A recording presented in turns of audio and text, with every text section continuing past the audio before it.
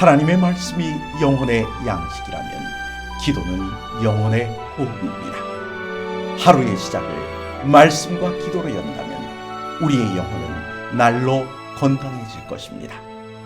오늘은 시편 34편 11절에서 14절의 말씀을 묵상하여 우리의 영혼을 살찌우고 기도로 하루를 시작함으로 활력을 얻고자 합니다. 너희 자녀들아, 와서 내 말을 들으라. 내가 여호와를 경외하는 법을 너희에게 가르치리로다. 생명을 사모하고 연수를 사랑하여 복받기를 원하는 사람이 누구니요? 내 혀를 악에서 금하며 내 입술을 거짓말에서 금할지어다. 악을 버리고 선을 행하며 화평을 찾아 따를지어다. 다윗이 두려움을 극복할 수 있었던 것은 여호와를 경외함으로 여호와께서 그를 두려움 속에서 건지셨기 때문입니다. 다윗은 본문에서 당당히 말합니다. 여호와를 경외하는 법을 가르치시니 와서 내 말을 들으라고 말입니다. 경험만한 스승이 또 있을까요? 자신의 경험을 바탕으로 구원받는 비결을 다윗은 지금 생생하게 들려주겠다는 것입니다. 이 땅에서 살아가는 우리에게 영원한 생명을 얻는 것은 가장 중요합니다. 그러나 이 땅에서 당하는 위험에서 건짐을 받는 것은 정말 다급한 일입니다. 중요한 일과 급한 일 중 하나를 선택해야 하는 상황이 온다면 당연히 중요한 일을 먼저 해야 합니다.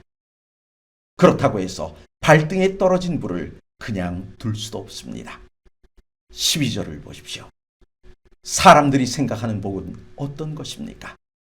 생명을 사모하고 연수를 사랑하는 것, 즉 죽기보다는 살기를 원하고 장수하기를 바라는 것을 사람들은 복이라 여깁니다. 그러한 복을 받기 원한다면 다윗은 여호와를 경외하는 법을 배워야 한다고 힘주어 말합니다. 그럼 다윗이 말하는 여호와를 경외하는 방법은 어떤 것일까요? 13절과 14절은 우리의 말과 행실을 통해 화평을 찾아 따르는 것이라 설명합니다. 화평을 찾는 길이 무엇입니까?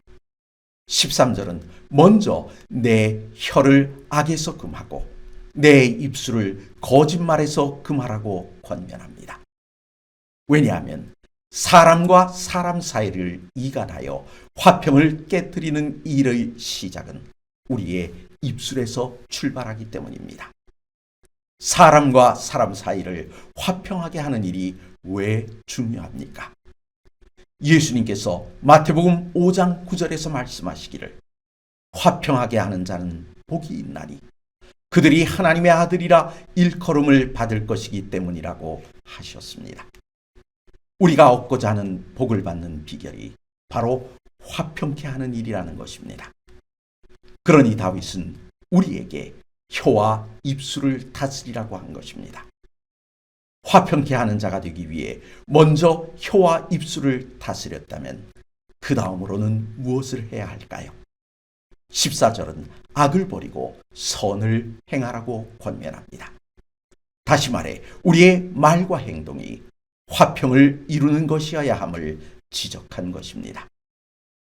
말씀과 기도로 하루를 시작하려 하시는 성도 여러분, 내 말과 행동이 다른 이들의 화평을 깨고 있는데 나만 하나님의 복을 받겠다고 소원한 것은 혹시 아닙니까? 이 시간 성령께서 임하셔서 나의 말과 행동을 지켜달라고 간구하시는 귀한 아침이 되시기를 간절히 바랍니다.